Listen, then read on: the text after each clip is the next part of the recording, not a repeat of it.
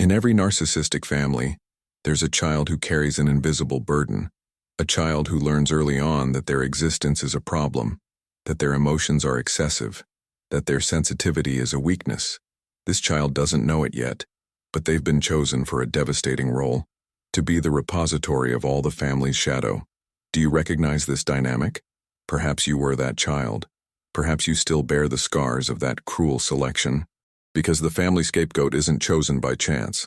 They're elected precisely because they possess what most terrifies the narcissist: the capacity to feel, to question, to see through masks. Carl Jung dedicated decades of his life to investigating the hidden mechanisms of the human psyche. He discovered that what we reject most in others is, in fact, what we most fear recognizing in ourselves. And in the narcissistic family dynamic, this psychological law manifests brutally and systematically. The narcissist doesn't choose his scapegoat out of pure malice. He chooses them out of desperate psychic necessity, because this child represents everything he had to kill within himself to survive. And to see them exist, breathe, feel, is like contemplating the ghost of his own lost humanity. But here lies the secret no one told you. The hatred the narcissist feels for you isn't about you. It's about him. It's about the terror of recognizing that his fortress is a prison, that his coldness is a wound, that his superiority is a desperate mask glued to his face. And today you'll discover why your existence is such a great threat to him, why your sensitivity terrifies him, why your capacity to grow and heal represents the greatest nightmare for someone who chose to remain frozen in his own pain. Are you ready to see the truth? Because once you understand what truly happens in this dynamic, you'll never again carry the guilt that was never yours. Look inward now. Look at the marks you carry. How many times have you felt responsible for the anger of someone who should have protected you? How many times did you believe you were too problematic, too sensitive, too intense? Do you recognize that inner voice whispering that you are the problem? That voice that learned to apologize for existing, for feeling, for taking up space in the world? That is the voice of the scapegoat that still lives within you. As you grew up, your family needed someone to carry the blame, someone to receive the projections, someone to be the cause of all family problems. And you, with your heightened sensitivity, with your ability to absorb emotions, were the perfect candidate. But see the cruel irony. You were chosen precisely because you possessed the gifts they most envied: your empathy, your capacity to feel deeply, your intuition that cut through family lies like a blade. You were the child who sensed when something was wrong, even when everyone pretended everything was fine. You were the one who cried for the family's unwept pains. You were the one who carried the emotional truth no one else dared to face. And that's why you became dangerous. Not for being problematic, but for being authentic. Not for being difficult, but for refusing to wear masks. Not for being too sensitive, but for being unable to harden your heart, as others did. Your existence was a constant reminder of everything they had to sacrifice to survive within the family itself. And instead of acknowledging that pain, they preferred to project all the blame onto you. How many times did you hear you were too dramatic? How many times were you told to stop feeling so much? How many times was your pain minimized, ridiculed, turned into a source of shame? This was the method, to make you believe there was something fundamentally wrong with you. To convince you that your sensitivity was a disease, your intuition was paranoia, your need for love was weakness. But today, you will discover the truth. And the truth is that all of it was a gigantic projection, a psychological operation to keep you small, confused, carrying a guilt that was never yours. Because if you discovered your true power, if you understood that your sensitivity is a gift, that your capacity to feel is a strength, you would become an uncontrollable threat. To understand why the narcissist despises the scapegoat, we first need to understand how this dynamic forms. The family scapegoat isn't simply the child who receives the most criticism. They are the child chosen to carry all of the family's unintegrated shadow. Jung taught us that the shadow is everything we reject in ourselves. They are the aspects of personality we deem unacceptable, the emotions we judge as dangerous, the vulnerabilities we are terrified to acknowledge. In healthy families, each member learns to integrate their own shadow. But in narcissistic families, there's a collective operation of projection. All the dark aspects, all the unresolved pains, all the denied vulnerabilities are deposited onto a single child. Imagine the family as a system of mirrors. The narcissist positions himself at the center, reflecting only his idealized image. But all the aspects he rejects need to go somewhere, and that place is the scapegoat. The chosen child becomes an inverted mirror. In them, the family sees everything it doesn't want to recognize in itself: fragility, need, pain, human imperfection. But here's the secret. The scapegoat isn't chosen for being flawed. They are chosen for being too whole to fragment their own soul, for refusing to kill their sensitivity, for keeping their capacity to feel alive, even when it becomes a source of suffering. The narcissist observes this child and sees in them everything he had to sacrifice to build his false persona. And this vision fills him with a hatred he cannot comprehend or control. It's as if the child is a walking ghost of his own lost humanity, a living reminder of who he could have been if he had chosen vulnerability instead of invulnerability, authenticity instead of the mask. And that's why the war begins. A systematic psychological war to destroy in the child what the narcissist failed to preserve in himself. The first reason the narcissist despises the scapegoat is the most painful of all. The child possesses authenticity, while the narcissist lives imprisoned in a false persona, built to impress and control. The scapegoat maintains direct access to their true self. This authenticity is like a ray of light that penetrates all family masks. The child senses when something is wrong, even when everyone pretends normalcy. They cry when there's pain, even when crying is forbidden. They question when something doesn't make sense, even when questioning is dangerous. For the narcissist, who dedicated his entire life to building a perfect image, this emotional spontaneity is unbearable. It's as if the child is a walking lie detector, capable of sensing the falsehood behind every calculated gesture. The second reason is that the scapegoat represents the vulnerability the narcissist learned to despise.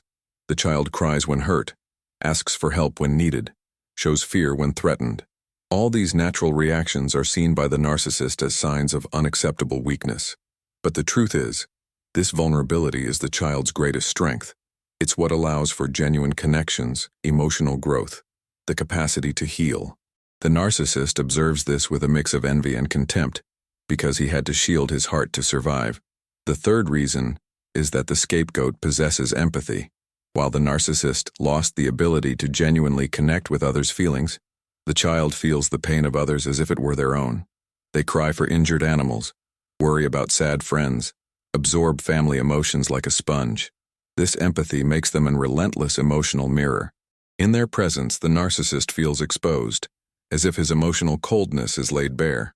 It's impossible to maintain the illusion of superiority when someone so small demonstrates such a greater capacity for love. The fourth reason is that the child grows, and growing means questioning, developing critical thinking, forming their own opinions. For the narcissist, who needs absolute control over the family narrative, this evolution is a direct threat to his power. As the child develops their personality, they naturally begin to resist family projections. They question why they are always blamed, ask why their feelings are invalid, seek validation outside the family system. Every step toward emotional independence is seen as a betrayal. The fifth reason is the deepest of all. The scapegoat possesses the potential for individuation. Jung taught us that individuation is the process of becoming who we truly are, integrating all aspects of the personality, including those we consider difficult.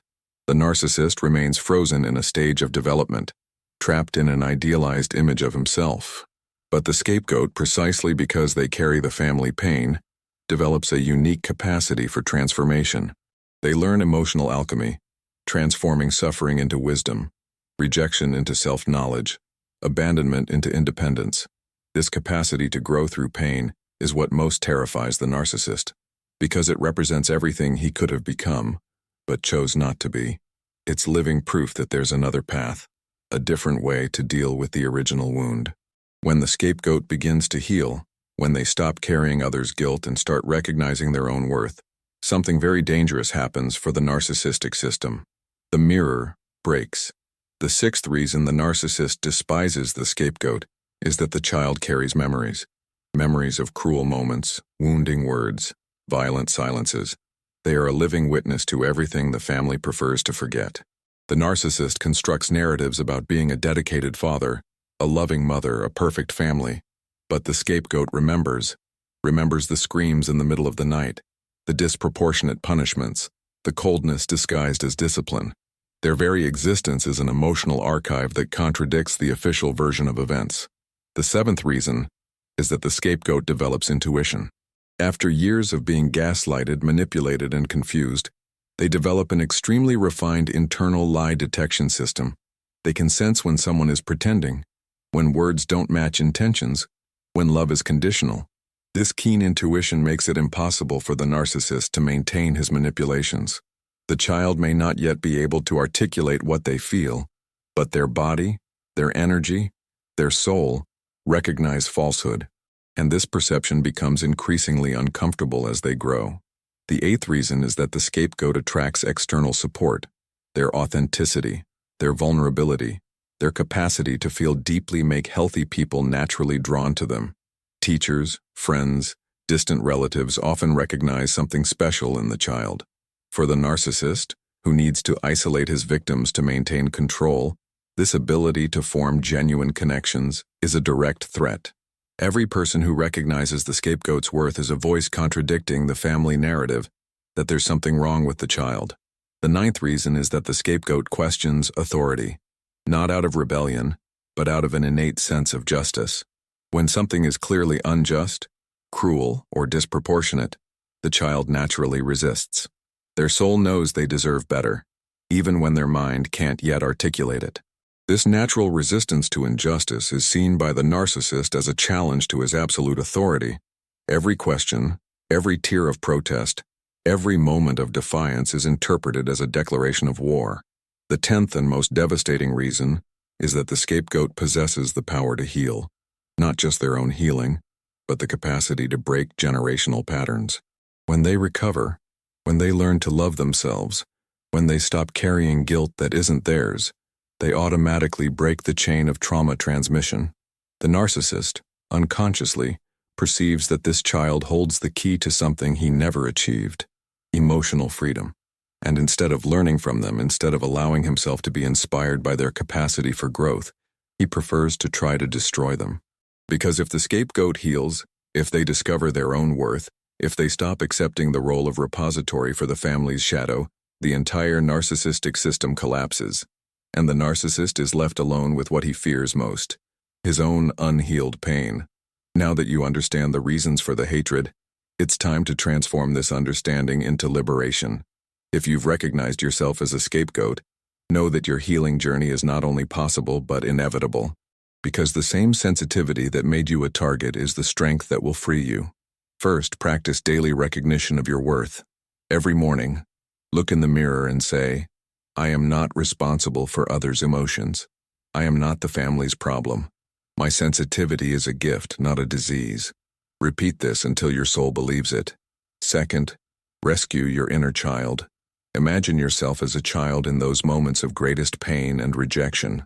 Visualize your adult self arriving at that scene and telling the child, there's nothing wrong with you. You are perfect exactly as you are. I will protect you now. Embrace that inner child every day. Third, practice the inverted shadow journal. Instead of writing about your flaws and problems, write about your qualities. List your empathetic abilities, your emotional strength, your capacity to grow through pain. Recognize that everything that was used against you is, in fact, your greatest power. Fourth, set energetic boundaries. Learn to identify when someone is trying to project their shadow onto you. When you feel that energy, take a deep breath and mentally return that projection. This is not mine, this is yours. I do not accept carrying your unresolved pain. Fifth, connect with your sacred rage. For years you were taught that feeling anger was wrong, but your anger at the injustice suffered is sacred and necessary. It is the fuel of your liberation. Allow yourself to feel this anger, not to attack others, but to defend your right to exist fully. Sixth, seek witnesses.